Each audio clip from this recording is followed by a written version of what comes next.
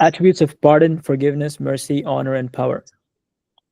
وقوله تعالى إن تبدوا خيرا أو تخفوه أو تعفوا عن سوء فإن الله كان عفوا قديرا.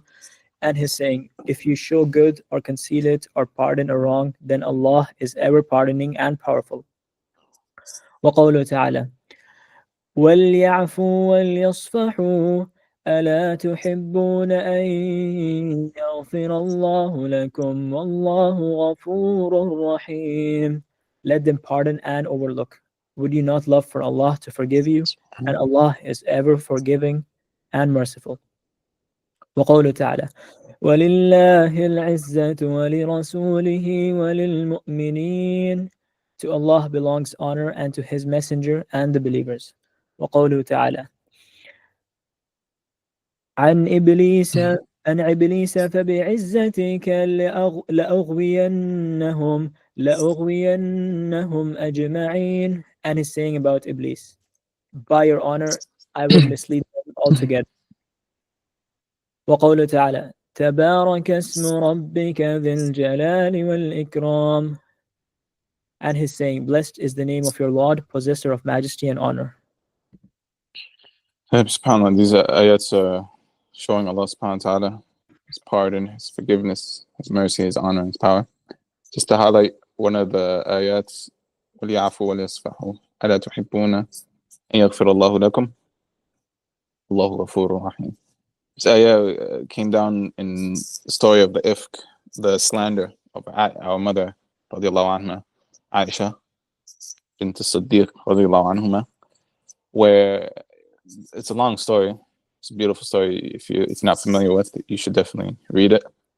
But shahid is that at the end of it, one of the cousins, one of the relatives of Abu Bakr, radiallahu anhu, he was one of the ones who was spreading the slander of his own daughter, Aisha, radiallahu anha. So Abu Bakr, radiallahu anhu, he used to give him money. He used to, give him an allowance, help him out financially.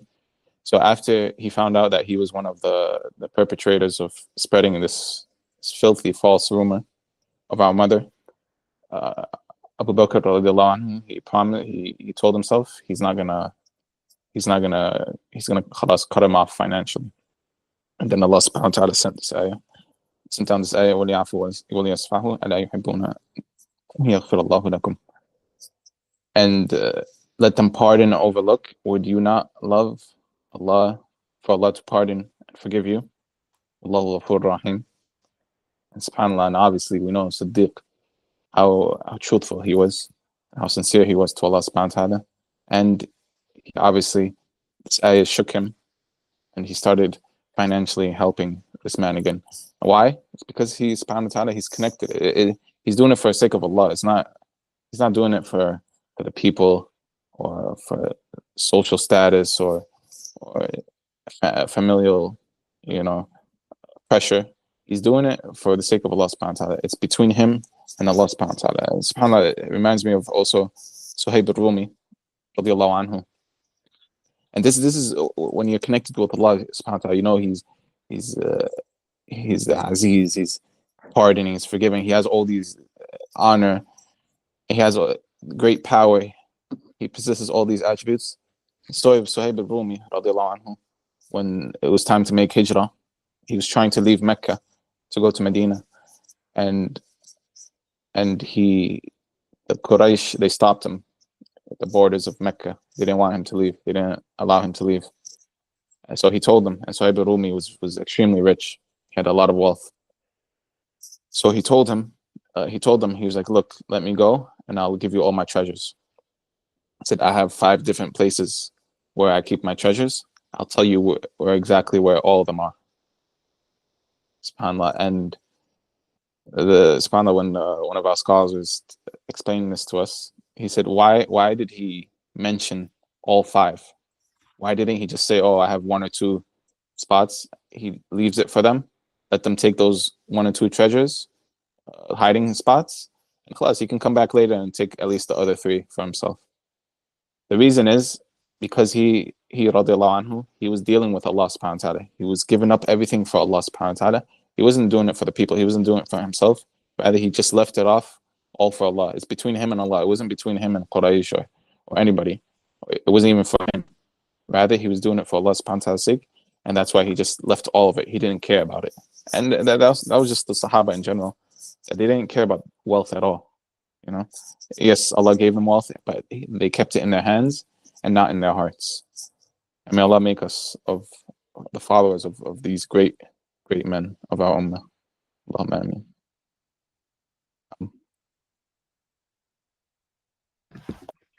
Verses of the negating attributes regarding the transcendence of Allah and negating comparison with Him. وقوله تعالى فاعبده واصطبر لعبادته هل تعلم له سميا. Worship, and His saying, worship Him and be steadfast in His worship. Do you know of anything similar to Him? وقوله تعالى ولم يكن له كفوا أحد. And there is nothing comparable to Him.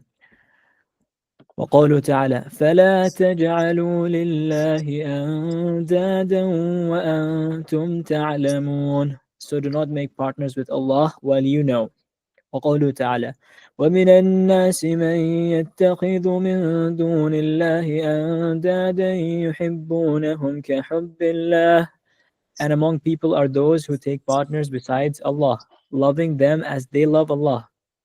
وقوله تعالى وقل الحمد لله الذي لم يتخذ ولدا ولم يكن له شريك في الملك ولم يكن له ولي من الذل وكبره تكبيرا.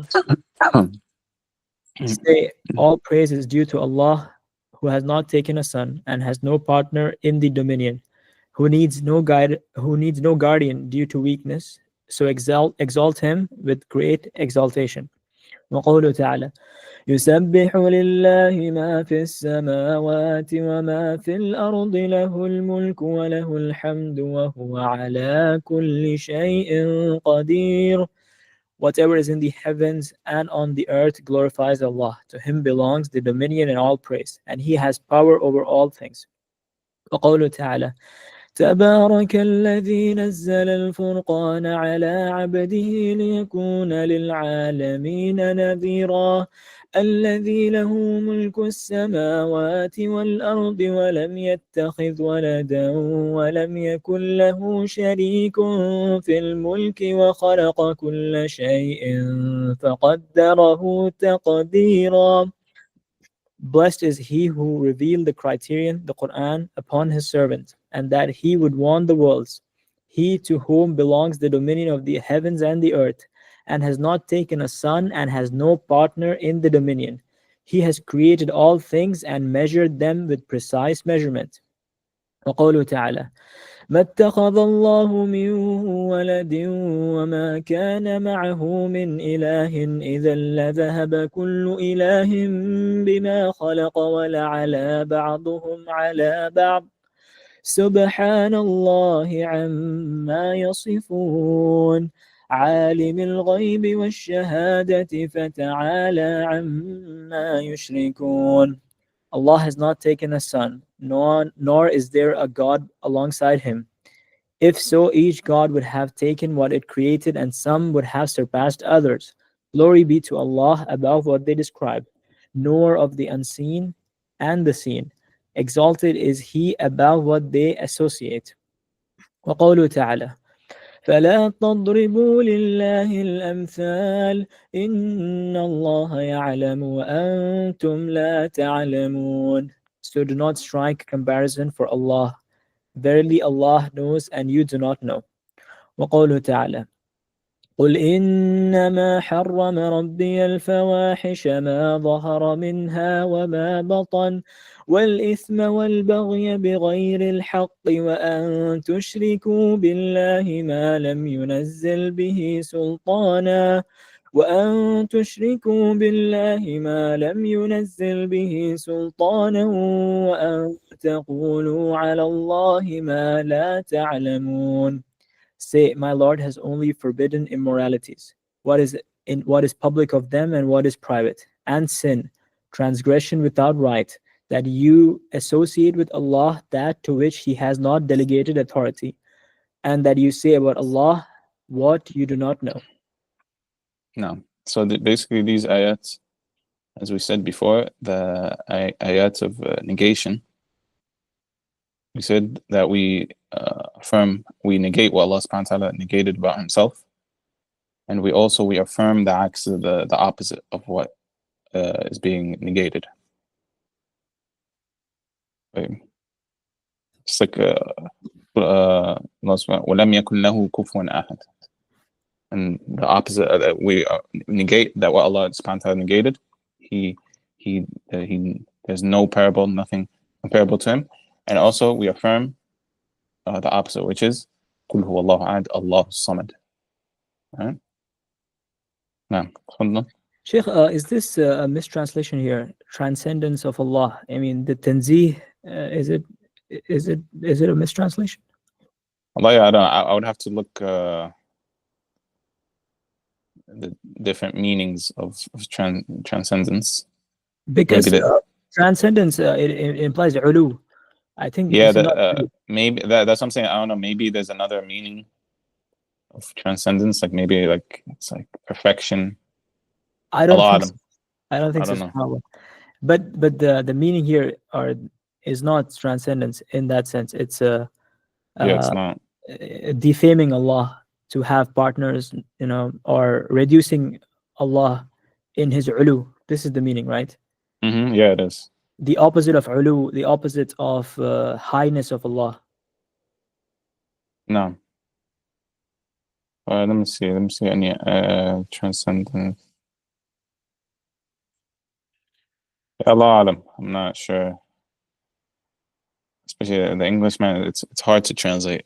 But what would the Arabic meaning of tanzih be? Tanzih